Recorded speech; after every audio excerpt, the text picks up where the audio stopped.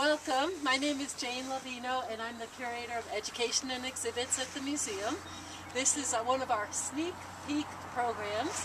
Some of you have heard about them before. We typically do them the day before an exhibit officially opens to the public. So even though many of you may have seen these from the highway or maybe even been up here, it really officially opens tomorrow. The sneak peek program is designed to give people a chance to get a glimpse before it's officially open, to hear from a few experts, get some of your questions answered, so you will be in the know more than most people. Some of you may have noticed a metal box right down past that bench I'm pointing to. There are some brochures in there that tell about the exhibit. Feel free to take one of those. But what we are in store for today, I want to mention the exhibit officially opens tomorrow. It will be up for quite a nice long time through October 11th. So come back. We have a lot of educational programs which I'll reference at the end of this program today coming up and going through the summer. Some really great ones. We're grateful to Lisa Carlin for the generous support she and David have given to our Sneak Peek program series over the years. Our curator of art, Adam Harris, who is right here to my left, is going to kick off the program by talking about how our museum got these high-profile Zodiac heads up here and how it fits with our mission as a wildlife art museum. Adam's going to speak for about 10 minutes or so, and then we have a guest speaker, Walter Tulene, who is just beyond Adam, and Walter is going to speak about the Chinese Zodiac in particular and give us some insight into the mythology behind the particular animals and why they are in this sequence meant to be viewed from starting with a rat at this end all the way up to the pig or boar at the other far end. He'll be talking a bit about that. You might even learn something about your own zodiac sign and some interesting significance of that. So let's go ahead and start with Adam, and then I'll jump in with a little bit more introduction to Walter right before he speaks. So welcome, Adam, and thank you. Thank you all. Thank you all for coming. Do pick up one of these fun brochures. It does have a key to the different zodiac heads in it, as well as a little bit more information about Weiwei, and also thanks our sponsors for the exhibit on the back, most particularly the Mays Family Foundation that set up a challenge grant that made this whole thing possible. So we're very excited to have these heads here. I saw these 2 or 3 years ago in Washington, D.C. at the Corcoran Gallery, I think, and they were at that point in their central courtyard, this beautiful circle of animals, and I thought this would make a great exhibit for us to have. It would expand our reach in terms of what people normally think about the museum doing. It would bring in the work of an amazing contemporary artist that's internationally known, and it would let us talk about a different way of using wildlife and animals than we've had the opportunity to do so before. So Walt's going to say more about that and the Zodiac system, but for us it's a new way of looking at wildlife and animals. It's a new way of using our sculpture trail. We'd always envisioned being able to use this trail as a venue for traveling exhibits or for temporary pieces. The first trial that we had of that are our lost birds that many of you are familiar with. And those we installed and liked them so much that we worked on purchasing them over the last few years. So now all of those lost birds belong to the museum. I'm not sure if we'll be able to do that with these, but you never know. What I found really interesting about these sculptures is their history, and Ai Weiwei is very interested in the historical aspects of these zodiac heads. But first and foremost, he wants them to be approachable and fun and engaging, and that's what they are, because immediately what you say when you come up here is, what's your sign, and you can go and see what animal you relate to, what's your mom's sign, what's your wife's sign, etc. So that's on the first level what he was really interested in. But on a deeper level, these speak about issues that he's really interested in his work, and that's talking about how we as cultures exchange objects. He's interested in ideas of authenticity, the real object versus the fake object, and he's interested in these issues of repatriation, and that goes throughout all of his work. So in the 1700s, there was a beautiful garden in China called the Wanmingwan, and it was a symbol of prestige and power, and I'm not sure you're going to be able to see this, but it was a beautiful imperial garden that had a water fountain themed around the zodiac heads. And so there were 12 zodiac heads, and on the hour, one of the fountains would spit water, and that would indicate that it was the top of the hour. And whatever hour was designated by each creature. The pieces themselves were designed by Jesuits who came from Europe, so they were a complex blend of European style and Chinese Zodiac symbiology. So they're, from the beginning, kind of an interesting blend of different cultures and different time periods. They existed in this beautiful garden for about 150 years, and then they were looted by the British and French troops during the Second Opium War in 1860. And the heads, these heads on top of these sculptures, disappeared, and nobody knew where they went. And people feared that they had been melted down or lost to history, weren't sure where they had disappeared to. They started to reappear recently at auctions, and they began to be bought up. They have so far found 7 of the heads, the original heads. The rabbit, the rat, the monkey, the ox, the tiger, the boar, and the horse. So those pieces, we know what the historic versions look like, and Weiwei, when he was planning this whole thing, modeled those casts very closely on what the originals looked like.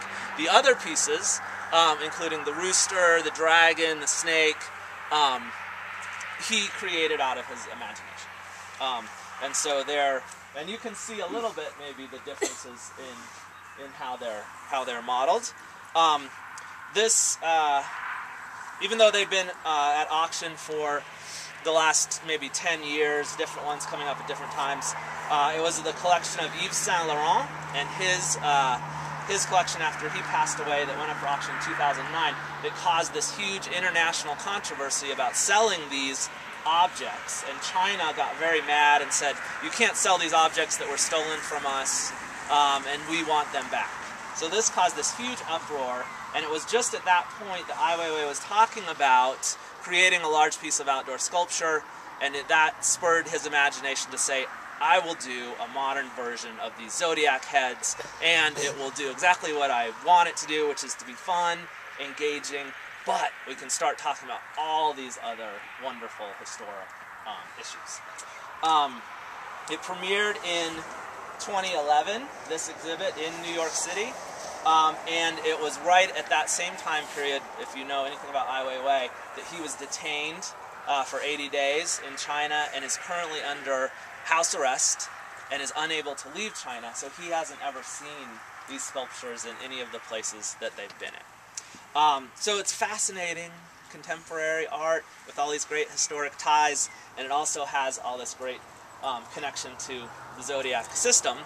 And so with that, I will turn it over to Walt, and he can say a few more words about the Zodiac. Adam did a fabulous job setting the stage. Thank you, Adam.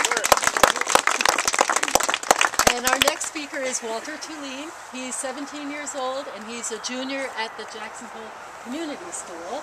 He was recommended to us by one of his teachers because he has studied Mandarin Chinese language class, and he's also learned about the Chinese Zodiac in a world history class.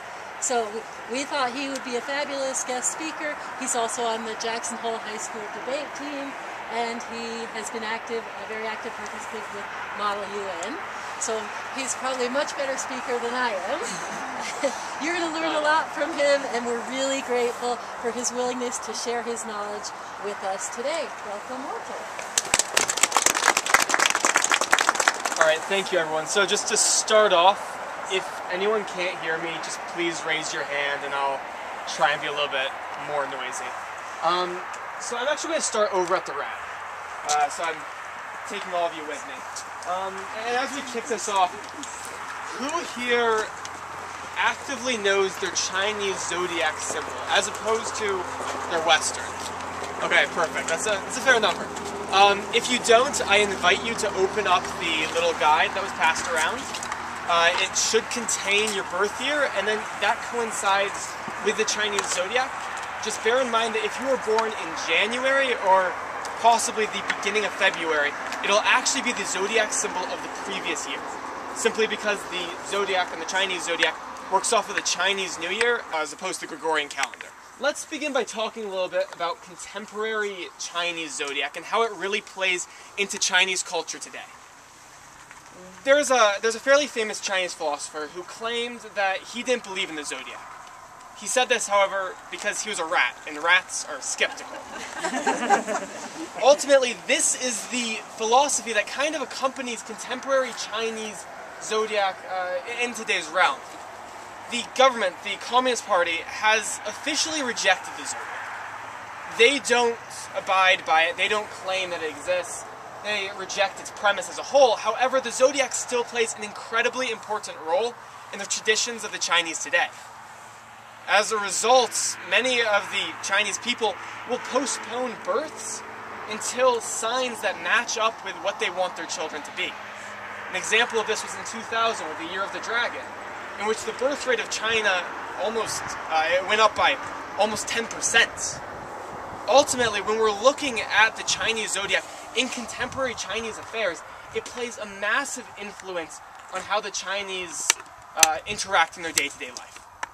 This, however, is built upon millennia of history.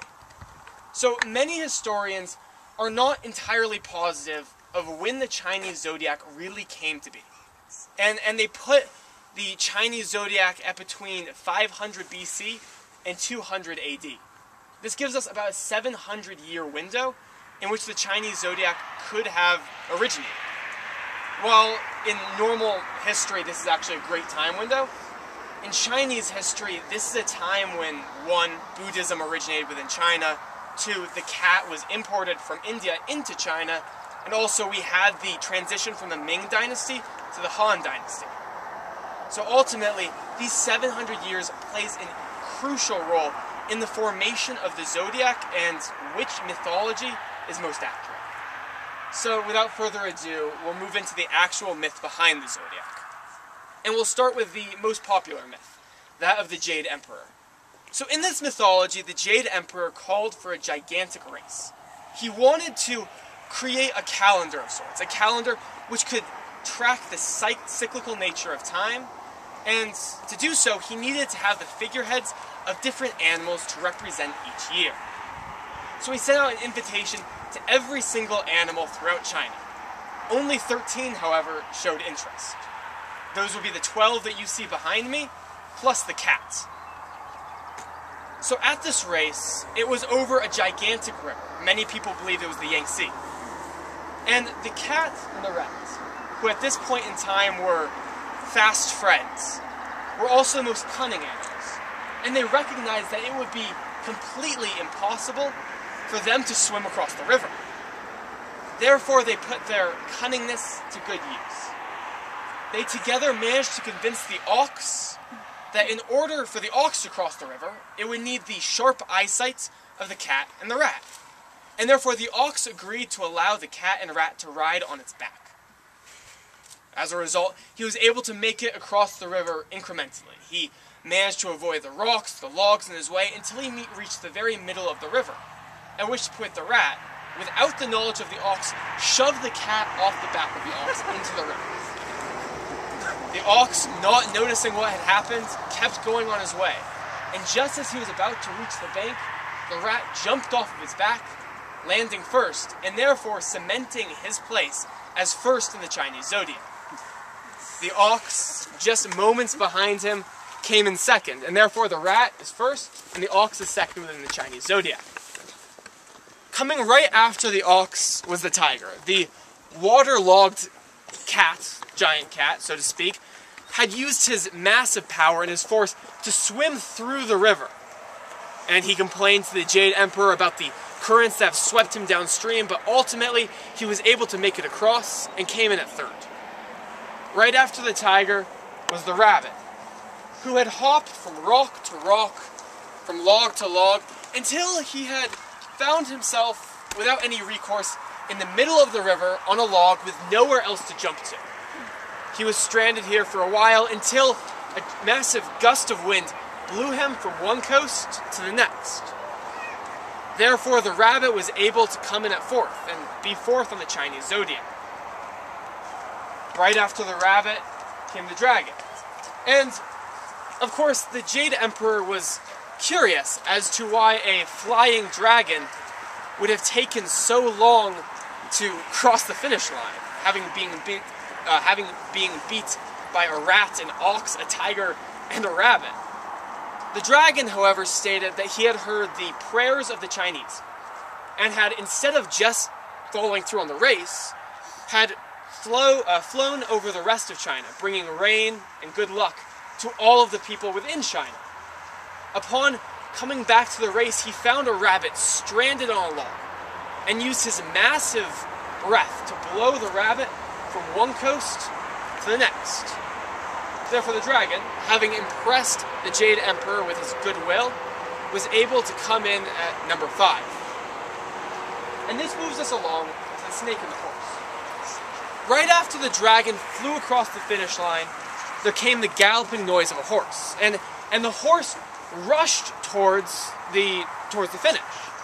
Right before he made it across, however, a snake, which had been coiled around his leg, leapt off, startling the horse and allowing the snake to slither right through the finish line before the horse crossed, putting the snake in number 6, while the horse was in number 7. And this leads us along towards the ram, the rabbit, and the rooster. After the horse crossed the finish line, the ram, the rabbit, and the rooster floated along on a raft. Ah, thank you. The ram, the monkey, and the rooster, my regrets, floated along on a raft. They told the Jade Emperor that they had worked together in order to find the raft, with the rooster spotting it, and then pilot it across with the help of both the monkey and the ram. These two animals had pulled weeds out of the way and kicked the raft across to safety.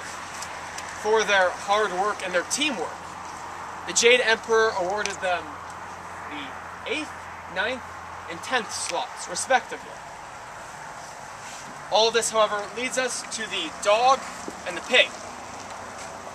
The Jade Emperor noticed a speck on the horizon, and as he was about to call the end of the race, he saw the dog swim through. This was also, like the dragon, fairly surprising, as the dog was the strongest swimmer in the entire animal kingdom. However, unabashedly, the dog admitted to, instead of just swimming through on the race, playing in the water for some time, and then taking a bath. So this put the dog through at number 11 as one of the last animals. Just before nightfall, the pig arrived, slowly trotting across the finish line, who, like the dog, had taken several detours. The pig, having grown hungry in the middle of the race, decided to stop for a snack. After his snack, he was tired and decided to take a nap. And it was after this nap that he awoke, finished the race, and put himself in number 12. Now, going back to all the way in the beginning, when the rat pushed the cat off the back of the ox, this is the origin of why the Chinese believe that cats and rats are eternal enemies. However, when we examine this myth, there are several incongruencies. The first emerges simply from the English translation. In Chinese, there is no differentiation between rat and mouse. So for all we know, that is a mouse. Likewise, there's no differentiation between sheep and ram, so it could be a sheep. There is no differentiation between ox and water buffalo, so it can be either one of those. And likewise, there's in Chinese, there is no male or female pronouns, which means that the rooster could also be a hen. And these are incongruencies which also stretch through into the time period. Due to the era in which this entire origin story is set, it's possible that it came about before cats were even introduced to China. Therefore, the introduction of the cat into the origin story happened much later. Furthermore, if the origin myth occurred after Buddhism was introduced into China, it's possible that instead of the Jade Emperor, we're looking at Buddha himself, asking for animals to arrive at his going away party. And sadly, only 12 of them arrived. So when we examine the Chinese philosophy in general, it's key to keep each of these little incongruencies in mind. The fact that our origin story has been warped by the translation, and it's been warped by the time period itself. So ultimately, when we're examining the philosophy as a whole, the traditions are not necessarily set in stone. Thank you.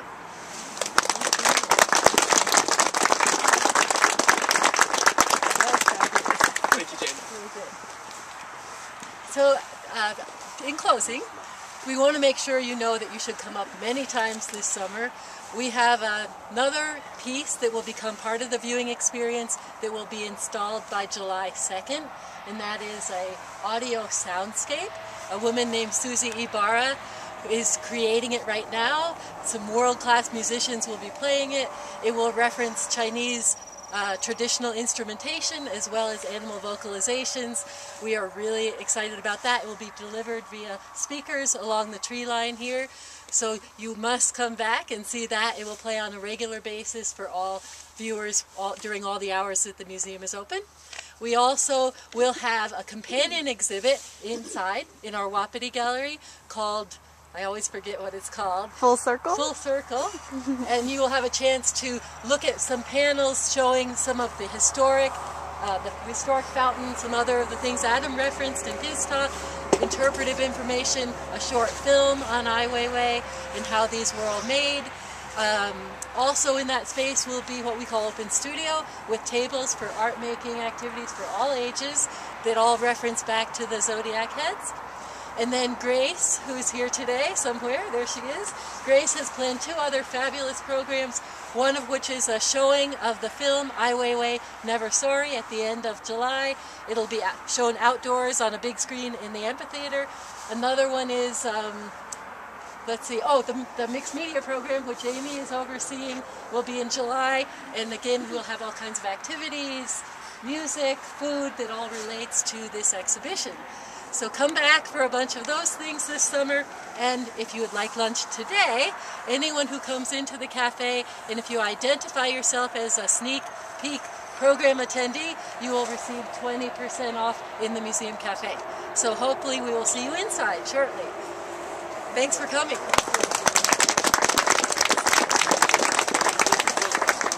Oh, questions. Does anyone have any questions for Walter or Adam? Adam, you should come on up here in case there are questions. Yes. What's the trail?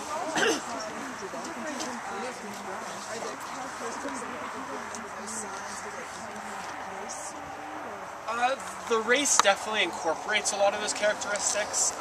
If you open the pamphlet, which I guess there might be a couple over there, it'll go through and list some of the other characteristics, but they also vary greatly. Oh, perfect. Thank you. Here, I'll hand this off to you, actually. Alright, they vary greatly by the region of China, and also there are several different countries that use the Zodiac story, and they also vary by country, but everything comes from that great race story. So if someone is born in January or early February, as you said, how do you know which so it goes off of the Chinese New Year. If you were born early in January, you will definitely be the zodiac symbol of the year before, in the Gregorian calendar at least. If you were born early February, it kind of varies by which year we're talking about, because it can stretch from about January 20th with the Chinese New Year to up to about February 19th. So if you're in there, you have to do a little more in depth. Research it on the web. It tells you, like, Yes. I was born in 1970, but on the Chinese calendar, I'm a rooster. I am January 30th, 1969. Exactly. Other questions? Other questions? All right. just tell us again which heads are the ones that are actually designed by IA and not the seven? We have that back. So the ones that have been recovered are the rat, the ox, the tiger, the rabbit, the horse, the monkey, and the pig. The ones that Ai Weiwei designed are the dragon, the snake, the sheep or goat, the rooster, and the dog. And he will say that even the ones where he had the historic reference, he made some changes. Yep. That they were reinterpretations of the original, not exact copies. And so in the, not to do too much of a plug, but in the shop there's this great small book that talks a lot about these heads, but then there's also a much larger coffee table book that gives all of this great history. You get pictures of all of the heads. There's a smaller gold version set, and it talks about those as well. And so there's lots more to learn about it. And will this exhibit go somewhere else in the West here after July? I don't know. I'm sure that it will. I'm not sure where its next venue is. Could I find that online? I think so. If you go to Zodiac Heads, Okay. or Google's Ai Weiwei Zodiac Heads, their official website, Circle of Animals, will come up. Okay. And I know that we're on there as at the bottom of the list right now, and then I'm not sure if they've booked another venue. That's good. Any more questions? Well, thank you all for joining us. Thank you. Thanks.